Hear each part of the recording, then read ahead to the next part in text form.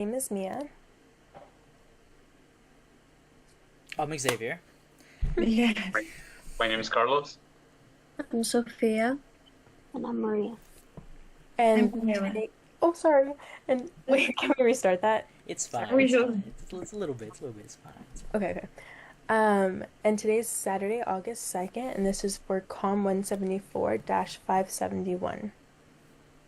So today I'm going to kick off the presentation by explaining the theory that we are going to be talking about today, which is politeness theory. Originally, this theory was developed by Penelope Brown and Stephen Levinson in 1987. So what is politeness theory?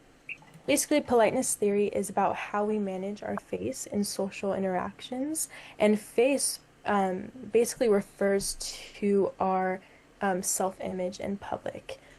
So it's how we want people to perceive us and see us and respect us and all that. Brown and Levinson argue that in every conversation, we're navigating two different types of face, which are positive face and negative face. That'll be explained a little bit more in depth later, but positive face is the good side of ourselves, what we want to be shown, and negative face is us wanting to be more independent and uninterrupted. So whenever we speak, especially when we are giving someone requests or criticisms, or maybe we disagree with the person that we're talking to, we risk threatening either someone else's or our own face. And this is called face threatening act, or FTA. So in order to reduce that risk, we use strategies like apologizing or kind of censoring ourselves, holding back, not being so direct, or sometimes we may choose to not speak at all. And these are all forms of politeness. So an example might be when we are asking something of someone, like a favor, and we say, hey, I hate to bother you, but dot dot dot. And so that's a way of protecting someone's negative face. Or, yeah, protecting someone else's negative face. Or another example might be when we disagree with someone, but we kind of like sandwich it together with compliments. That's in order to support their positive face. So it's stuff that we do on a daily basis that we may not realize is part of the politeness theory. So Brown and Levinson outlined a bunch of different strategies that we use, and it can depend based on how well we know someone, what the situation is, if it's serious or more casual, and what the power dynamic might be in that situation. So one important thing to know about the politeness theory and about politeness in general is that it's not really just about being nice, but it's a strategic tool that we use. So we use it without even noticing, and it's in order to keep our relationships running smoothly, avoid conflict, and show respect. And as we know in interpersonal communication, it's really important because even the smallest change of words can really change how our message is received by the person we're speaking to. So a good example of this might be when we're asking a favor of someone. So think about how you would ask a favor of your best friend versus your boss. So with your best friend, it would be way more casual, and with your boss, you might be a little bit more careful with your wording. You might say things like, oh, if it's not too much trouble, or whenever you have time. So that's you using the politeness theory in real time. So in my case as a student, I think we've all experienced this, like when we're writing an email to a teacher, we use the politeness theory because we say phrases like, thank you for your flexibility, thank you for your time, thank you for your consideration. And that's a way to kind of soften what we're asking. So Brown and Levinson's work has helped researchers better explain why we speak the way that we do, especially in situations that involve power differences, kind of awkward requests, or emotional sensitivity. So now that I've explained the theory that we're talking about, we are going to go into further detail. Next slide. So this is some background on politeness. So some main ideas of politeness are positive face, negative face, some messages, and politeness strategies. Positive face is when we want to feel valued, appreciated, or liked. Negative face is we want to feel freely without having to be pressured. Some messages threaten these feelings, which are called face-threatening acts. Politeness strategies are positive politeness, negative politeness, off or off record. What affects our choice is how close we are to a certain person, who has more power, how big the request or issue is. The more serious or risky it is, the more politeness or nice we are to the person. Why does this matter? This theory helps explain communication in many areas. For example, work, healthcare, even cultural misunderstandings.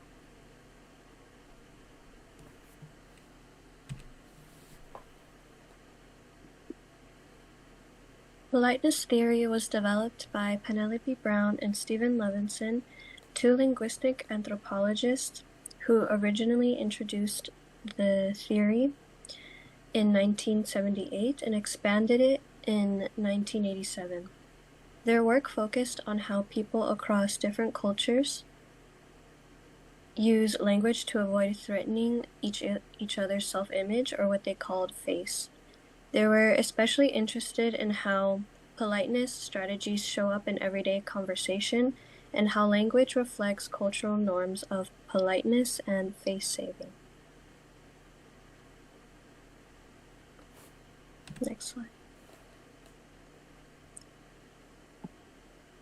So since you already heard what face means in general, I'll go a little deeper into how it actually works in conversation. Brown and Levinson break it down into two types, positive face and negative face. Positive face is our need to feel liked, admired, or included. It's about feeling valued in a social group. So when someone compliments you or shows interest in your opinion, they're supporting your positive face. Negative face, on the other hand, is our need for independence, our desire to act freely without being pressured or impressed upon. When someone says, "I hate to bother you, but," or "would you mind if I," they're using politeness to protect your negative face by showing respect for your freedom. The idea is that politeness helps manage both types of face. We adjust our tone, word choice, and even our body language to avoid face-threatening acts like interrupting, criticizing, or making demands. So politeness isn't just about being nice. It's really about navigating social dynamics in a way that helps everyone feel respected and safe.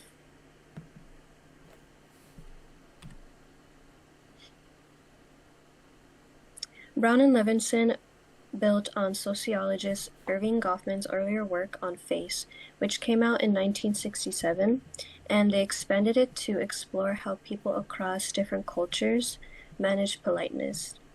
They noticed that indirect language softeners or hedging are often used to avoid being too blunt, especially when making a request or offering criticism.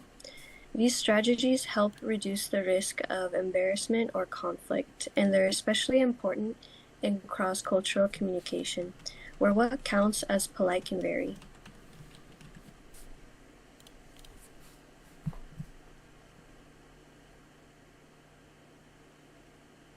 Next slide. Yeah. Yep. Oh.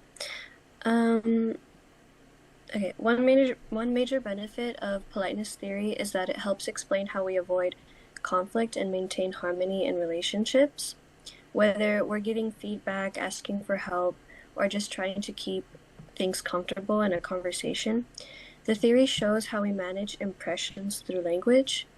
It's also a really helpful framework in intercultural communication when we interact with people from different backgrounds. Understanding politeness norms can make a huge difference.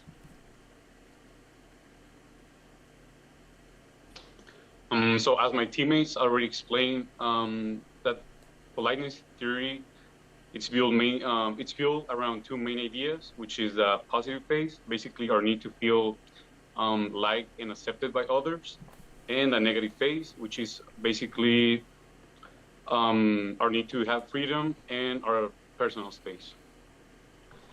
And if you apply correctly this theory, some benefits for the positive phase are that you can build stronger relationships. Basically, being being friendly to others can help them feel more valued.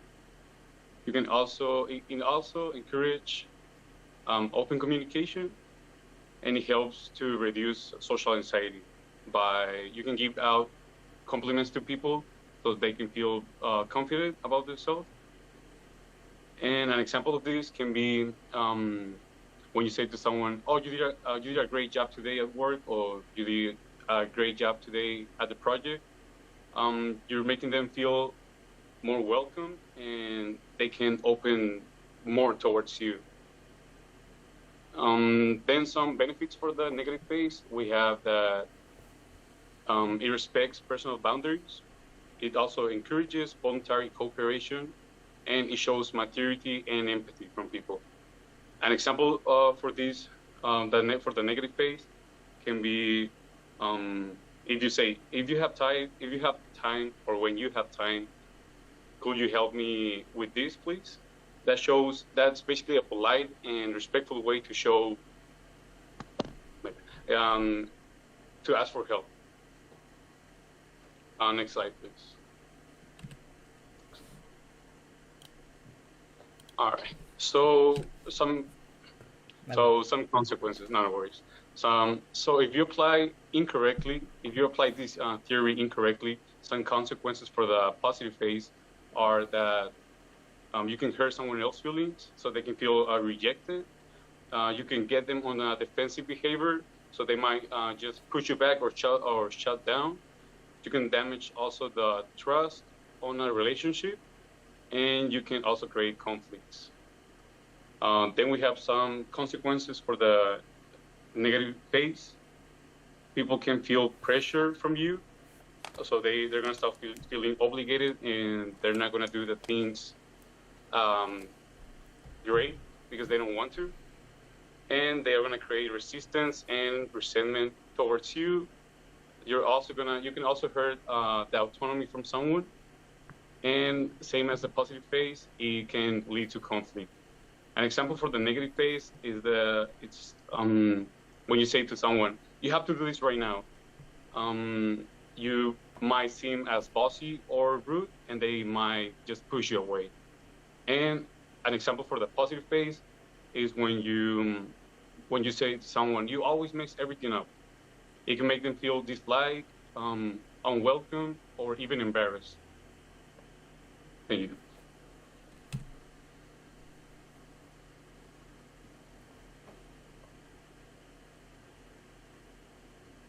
But you're muted, Sophia, by the way.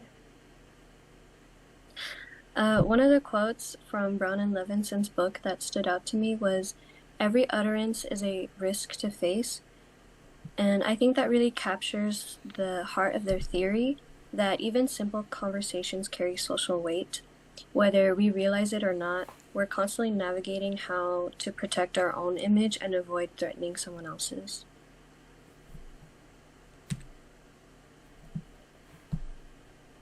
I'm going to be leading our activity. So to show how politeness theory works in real life, we're going to walk through a quick role play. Like my classmates, Mia and Sophia mentioned already, politeness theory by Brown and Levinson 1987 explains how we manage each other's self-image, also known as face in conversation. We all have that positive phase, which is your need to feel liked and appreciated, and that negative phase, which is your need to feel independent and free from pressure. According to an article by Spencer Ote, 2008, people use politeness strategies to protect these phase needs and avoid what's called phase threatening acts, things that could embarrass, pressure, or offend someone. So here's a quick role play. Two friends, let's call them Emma and Luna, are working on a class project. Emma's a little frustrated that Luna hasn't been contributing much, but she doesn't want to be rude or hurt her friend's feelings. So she uses positive politeness to soften the conversation. The first version of the role play is gonna be the polite version, where Emma says to Luna, "Hey Luna, I know you've been super busy lately. I totally get it. You're honestly always so creative, and your ideas really help our project stand out. I was wondering if we could maybe meet up this week to split up the last part together. I just want to make sure we both feel good about how it turns out." Luna answers, "Yeah, thank you for understanding. I've been overwhelmed, but I don't want to let you down. Let's meet up on Thursday." Now we're gonna replay that same conversation, but without politeness strategies, just to show that difference. Emma says to Luna, "You haven't been helping at all. I feel like I'm doing this project by myself. You need to do more." Then Luna says, "Okay, sorry, I guess." So in the first version, we see how Emma used positive politeness, like compliments and inclusive language, to protect Luna's positive face. In the second version, she just saw what she felt, without thinking about Luna's feelings, which made the conversation more tense and awkward. This shows how politeness strategies help us communicate more thoughtfully, especially in situations where honestly could easily come off as rude.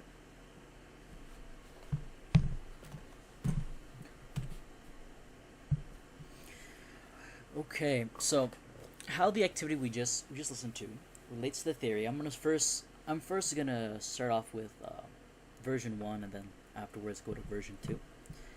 So, in version one, how it relates to the theory is that first, our main character here uses the positive politeness theory for her buddy Luna. So she comes off all nice, polite about it, ain't being a person who's like, "Hey man," not coming off room and saying, "Hey man, you're failing, you're letting the team down, you're bad."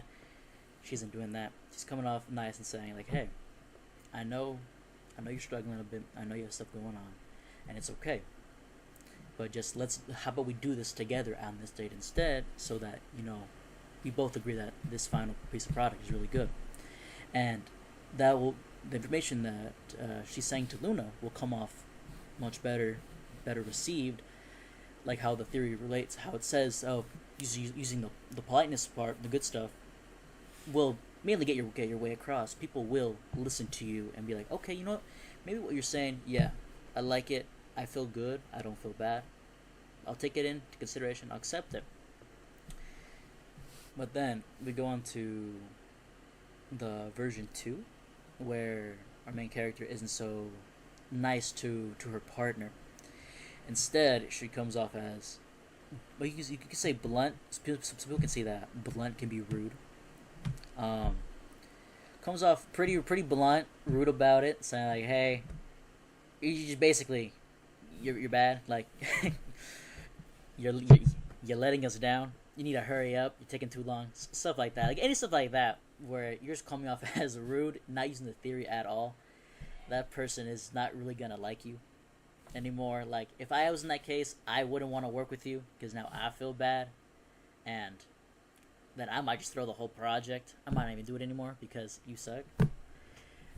But yeah, she isn't gonna like that very much. She's gonna see you differently, see the project differently, and just distance herself from you. Maybe because of that, you just lost a friend, and that's how also with the theory. If you don't use it, your chance of coming off good or them taking your information or your consideration is just not gonna happen because you came off as somebody, you're insulting them in a sense, and they just aren't really fond of that. I would not be either, man. Okay, so now how the theory could be used in a normal relationship or friendship, whatever, anybody. You can use the theory. So I'm gonna use a professional theory first. So say you're at work, you need a day off, like on Saturday, because you got a concert you want to go to. So you go to your boss or somebody higher up that can get your information across. You go to them, and I'm gonna start first with no politeness theory. If you go to them first and say, "Hey, I need this," like if I'm your boss saying you need that, I feel like you're kind of forcing me to do what you want but I'm the boss, so I'm not gonna do that. So that alone just makes your attempt to get what you want worse for that. But if you come off as saying, hey, if it doesn't burden you, if you have the time, can you, change my schedule around? I'd really appreciate it. That right there, if I was the boss, I'd be like, this guy seems pretty polite. He seems pretty chill. I like this dude. So maybe I will listen to him and give him that day off or change his schedule a little bit. Or you could also put this theory into, say you're in an argument with like somebody, friend, partner, anybody, and you want to tell them how you feel. Like, say they hurt you in some way. You want to tell them how you feel. It's better to use this theory because if you come off, you're saying, hey, you hurt me and you're bad, you're wrong, everything you did, you're just terrible because you hurt me. Now, I'm going to become like 80 times more defensive and be like, okay, no, and argue with you now. But if you come off, kind of like gently using politeness with it, can be more understanding, and it'll come off as better instead of somebody just coming at you and just hating on you basically. But if you use politeness, be like, okay, I see where you're coming from, I understand. I don't feel personally attacked, so I'm gonna take your information you're telling me, listen to it better, and then reciprocate it in a good manner. So now something can actually happen between you and me, and it's not just argument and my ears are closed and I got a huge wall between us. And that gets you nowhere. Maybe your friendship relationship just crashes now because of that. I don't know, but that isn't good. So, right here, this is our works cited page. We're gonna put their links, what you used. That's basically it. We'll go over to the last page. So, in conclusion, we talked about the politeness theory, how it is used as a tool for your relationships, for other random people, for things you want to get, and it just makes you a more likable person doing this overall. So it's a very good theory. I like it. Does anybody else want to say anything before we end this? Now we good? Thumbs up? Everyone put a thumbs up. We chill? I think you wrapped it up pretty well. Alrighty, I'm going to end it right now.